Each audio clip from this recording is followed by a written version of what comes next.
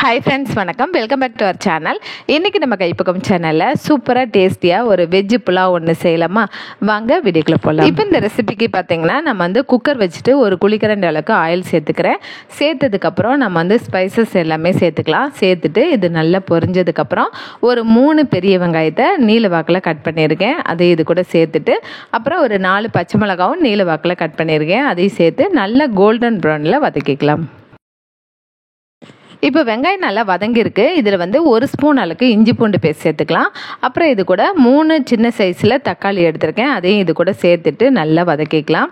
இப்போ தக்காளி நல்லா வதங்கினதுக்கப்புறம் ஒரு கைப்பிடி அளவுக்கு கொத்தமல்லி தழை, ஒரு கைப்பிடி அளவுக்கு புதினா தலையும் சேர்த்துக்கலாம். சேர்த்துட்டு நல்லா மிக்ஸ் பண்ணிக்கலாம். இப்போ புதினா தழை வதங்கினதுக்கப்புறம் 1 ஸ்பூன் அளவுக்கு கறி மசாலா தூள் சேர்த்துக்கலாம். அப்புறம் 1/2 ஸ்பூன் மிளகாத்தூள் சேர்த்துட்டு இது நல்லா வதக்கிக்கலாம். அதுக்கப்புறமா நம்ம இதில் காய்கறி எல்லாமே சேர்த்துக்கலாம். காய்கறி பார்த்திங்கன்னா நம்ம உருளைக்கிழங்கு ஒரு 2 எடுத்திருக்கேன், 2 கேரட் எடுத்திருக்கேன், அப்புறம் 10 பீன்ஸு, அது கூட ஒரு கைப்பிடி அளவுக்கு நம்ம பச்சை பட்டாணியும் சேர்த்துருக்கேன்.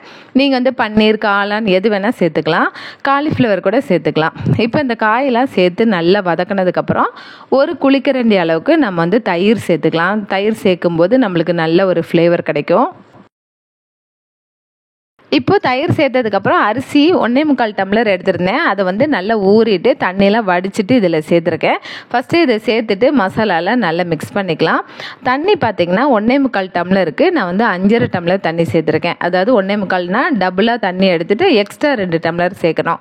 அதே புது அரிசியாக இருந்தால் நீங்கள் டபுள் அளவு மட்டும் தண்ணி எடுத்துக்கலாம். இப்போ இதை சேர்த்துட்டு இது கூட பார்த்திங்கன்னா உப்பு தேவையான அளவுக்கு சேர்த்துக்கலாம். 1 ஸ்பூன் அளவுக்கு நெய் சேர்த்துக்கலாம். அப்புறம் 1/2 ஸ்பூன் அளவுக்கு லெமன் ஜூஸ் எதனால சேர்க்குறோம் அப்படின்னா சாப்பாடு ஒன்றோட ஒன்று ஒட்டாமல் உதிரியாக கிடைக்கும்.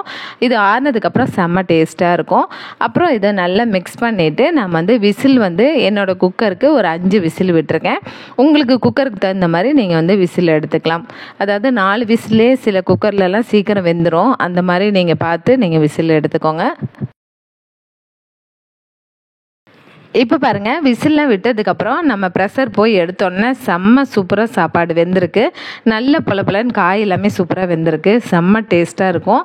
இது மாதிரி நீங்கள் ட்ரை பண்ணி பாருங்கள். குழந்தைங்க எல்லாருமே விரும்பி சாப்பிட்ற அளவுக்கு ரொம்ப ஸ்பைசியஸ்லாம் இல்லாமல் நம்மளுக்கு நல்லா எவ்வளோ வேணால் சாப்பிட்லாம் அப்படிங்கிற அளவுக்கு தான் மைல்டான காரம். அதே மாதிரி ஸ்பைசஸ் எல்லாமே ரொம்ப தூக்கலாக இல்லாமல் கரெக்டாக இருக்கும். இந்த மாதிரி செய்யும்போது பார்த்திங்கன்னா குழந்தைங்கள்லேருந்து பெரியவங்க வரைக்கும் எல்லாருமே விரும்பி சாப்பிடுவாங்க.